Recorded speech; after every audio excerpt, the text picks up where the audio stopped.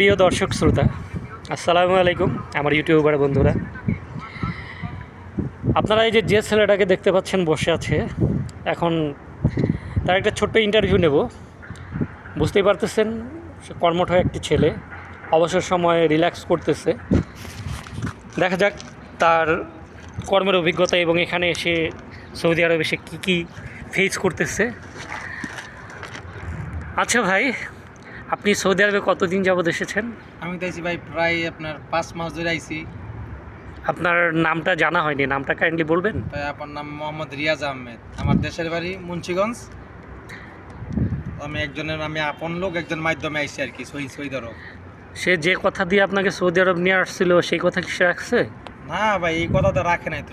সবাই কথা একটা আশা দিয়ে আনে, সবাই তো আর একরকম ভাবে রাখে না। তারপরে আপনাকে বাস দিয়ে দিছে, এটা তো বোঝাই যাচ্ছে। বাস তো দিছি ভাই, আইসা মরমের মধ্যে কাজ পালাইছে। 3 মাস কাজ করছি, ওই জায়গায় কোনো বেতন দেয় নাই। পরে এই জায়গায় আসলাম, এই জায়গায় আসার পরে এই জায়গায় একই শব্দ শুনি। 4 মাস 5 মাস ধরে আইছি, কোনো টাকা পয়সা কোনো দেশে পাঠাইতে পারি না। ওখানে বউ বেটি বাপ মা না খায় বইটা আছে, ওইখান থেকে তো বলে টাকা পাঠা দেশের থেকে বলে। তা আপনি এখানে বেতন পান না, আপনি এখানে খান কিভাবে? আর বাড়িতে আপনার ফ্যামিলি দিয়ে এর থেকে খুঁজা খাই, কারণ বাসা থেকে তো 1 টাকা পাঠাইতে পারি না, বাসা থেকে আনবো। আজকে হ্যারে কই ভাই একটু দেন, হ্যারে কই একটা দেন, হ্যারে কই ভাই 50 টাকা দেন, হ্যারে ফ্যামিলি সবার তো 50 টাকা চলে চলি ভাই আর কি। সৌদিতে কি আশা নিয়ে আসছিলেন? ভাই নিয়ে তো আসছিলাম ভাই, লাইফে এটা ভালো কিছু করবো, এটা নিয়ে আসছিলাম। এখন তো ভাগ্য নাই, যেদিকে যাই ওদিকে অবাগা। তার মানে বোঝা গেল যে আপনার আশার মধ্যে কেউ জল ঢেলে দিছে, তাও নোনা জল। ভাই আপন মানুষ জল ঢাললে ভাই এটা আর কিছু করার নাই ভাই। আপন মানুষ যখন দূরে সরে যাইব, তখন আপনি যত আপনি কাব্যকাবি করবেন উপরে ওঠার জন্য, আপনি উপরে উঠতে পারবেন না। তাহলে এমন আপনজনের দরকার নাই যে আপনজন আপনাকে বাস দিয়ে সৌদি আরবের মধ্যে এরকম একটা মরুভূমির মধ্যে, এই যে জঘন্যতম জায়গার মধ্যে আপনাকে ফেলে দিয়ে চলে গেছে। আপনার খাবারের ঠিক নাই, কাজের ঠিক নাই, কাজ করলে পয়সা পাচ্ছেন না, আপনি বাড়িতে বউ বাচ্চা, আপনার বাবা মা যে পরিস্থিতিতে আছে। সৌদি আরব 10টা বেটাকে জিজ্ঞাসা করবেন, 10টা বেটা সেম উত্তরে এরকমই দিবে। একরকমভাবে কথা বলে আনছে, আর একরকম কাজ দিতেছে, কাজ নাই। তাহলে এটাই বলতে হয় যে না ভাই, আপনার আলাতুল কাজ আছে, কাজ আলাতুল ফুলুস মাফি। তার মানে এখানে বেতন দেয় না ঠিক মতো। কাজ খোদার 30 দিন কাজ আছে, কিন্তু ফুলুস। তাহলে যারা সৌদিতে নতুন আসতে চাচ্ছে তাদের জন্য আপনার মতামত কি? তারা কি সৌদিতে আসবে? হ্যাঁ আসুক, তা না আসলে একটা লাইফে কিছু হইতে পারবে।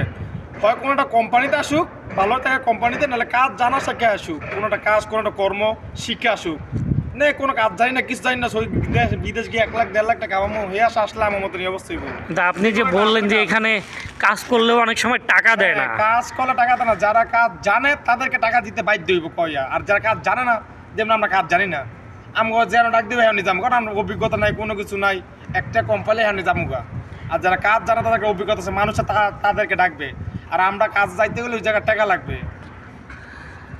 যাই হোক, এটাই বুঝতে পারলাম যে সৌদি আরব আসতে গেলে অবশ্যই এখানে কর্মের অভিজ্ঞতা নিয়ে আসতে হবে, এবং এখানে আসলে অবশ্যই কোনো না কোনো ভালো একটা কোম্পানির হাত ধরে আসতে হবে।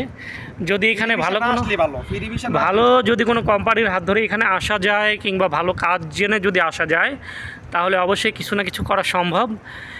তবে আকাশচুম্বী কোনো আশা আকাঙ্ক্ষা নিয়ে সৌদি আরব আসা যাবে না। এই ভাইকে দেখে অবশ্যই বুঝতে পারছেন, এবং ভাইয়ের কথাবার্তায় বুঝতে পারছেন।